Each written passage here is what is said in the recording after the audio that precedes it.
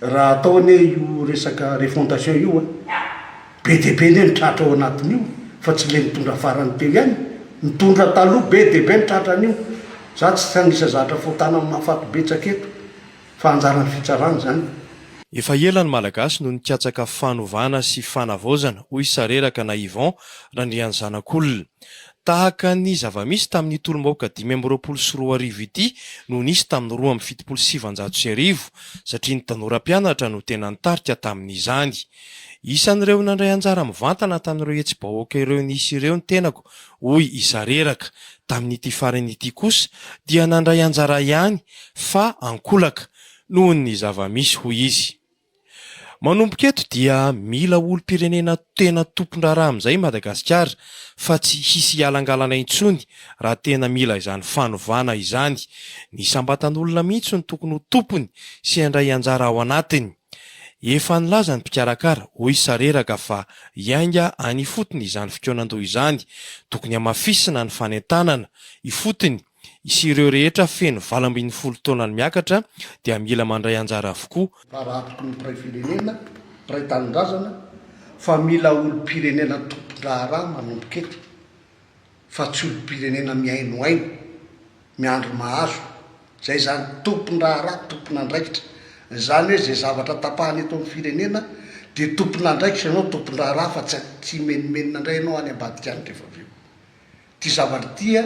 ty ho atao ty zavatra ho atao eto amin'ny firenena mandritra ny 520 taona 50 taona ty ho tapahany ty raha azoko tsara le hoe refondation dikan'izany tsy afaka tokony hipetrapetraka ny alangalana fa sao dia anao ohatran'ny sasany eto ary mitrosa zavatra tsy tokony trosaintsika zay hoe mitrosa téléphérique mba nisy nantaniana ve le feon'le olona antomitrosa amin'ity kosa aloha angamba manomboka eto hoe rehefa hitrosa dia hoe inona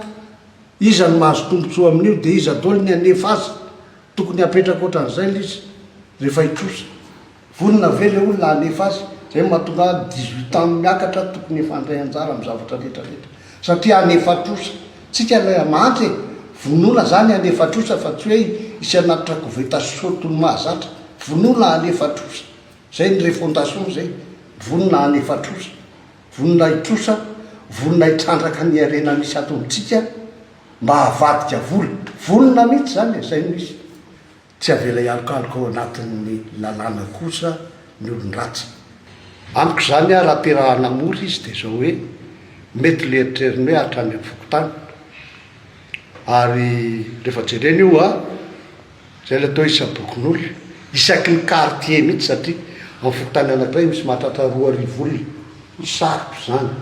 fa ataovy isaky ny quartier na sous quartier dia mivoaka tsara inona ny mba tiana hitondrana ny firenena inona ny olana ny seofoana inona ny tianao hitondrana ny firenena mandritiny 520 taona manaraka inona ny lova ho apetraka ho an'ny taranaka ho an'ny zanaka zay le fanontaniana mipetraka izay zany fa rehefa mandeha hoe ho an'ny zanaka io dia efa majoka sosa dia anao velona amin'izao fotoana izao. Mikasika ny resaka fisavana trano fonenana indray dia efa indroa aho no tratran'izany hoy sareraka taorian'ny fandraisako anjara tamina hetsy-bahoaka. Azo atao tsara ny perquisition rehefa mahazo alalana amin'ny fitsarana ny mpitandro ny filaminana hoy izy ary atao ao anatin'ny fanajana tanteraka izany. Raha ny lalàna manakely dia misy taratasy avy amin'ny parquet ahafahana manao perquisition zany hoe soniavin'ny procureur na substitut zany zavatra zany misy azany vereny perquisition tsy atao fahatany fa raha fa zany izy raha vao tsisy taratasy dia fandrobana zany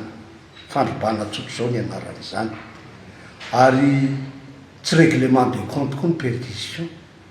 satria rehefa vita ny perquisition ka misy libro fitadiavana dia mandeha any amin'ny fitsarana koa le olona iny zay ny perquisition za efa indrotratra ny perquisition zany tsy tiavako an'io zavatra io tsy hoe tsy tiako ny perquisition tsara ny perquisition raha misy zavatra iahina fa zany dia atao amin'ny fomba mihaja tena mihaja mihitsy na ny fisavana ny rehetrarehetra ary misy taratasy alefa ny procureur azo ny mpanao gazety atrehana ny perquisition tokony anangana comité scientifique hoe inona marina ny mampandrosoan'ny Madagasikara, inona ny ilaina fa tsy akina foana amin'ity bailleur de fonds ty,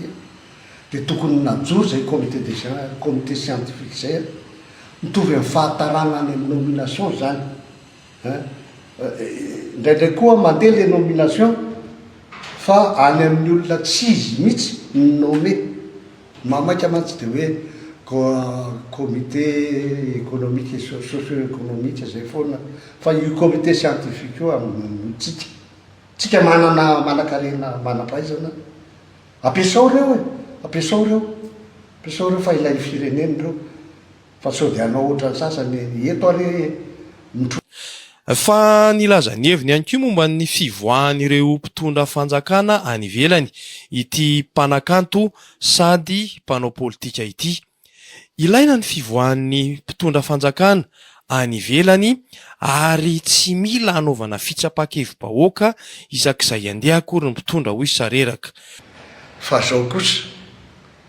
ny raha nisy adosoana dia tarabe ny fanendrena attaché de presse ao amin'ny zareo amin'ny fondation. Izy dimy lahy reo raha ny tokony izy raha zao fahavoazan'ny fireneny zao dia tokony tety ny fireneny 420 mandroso indrindra mizara andraikitra mihitsy hoe hijery ny lalana anavotana ny fireneny fiaraha-miasa amin'ny firenena 420 mandroso indrindra satria 24 région tsika. Maninona ihany koa isika no tao maika hitsikilo izay zavatra rehetra entiny ka misy milaza fa volamena na arena sarobidy somba loto sy kosa na manga no netiny hoy sareraka. Jerena kaiky zany hoe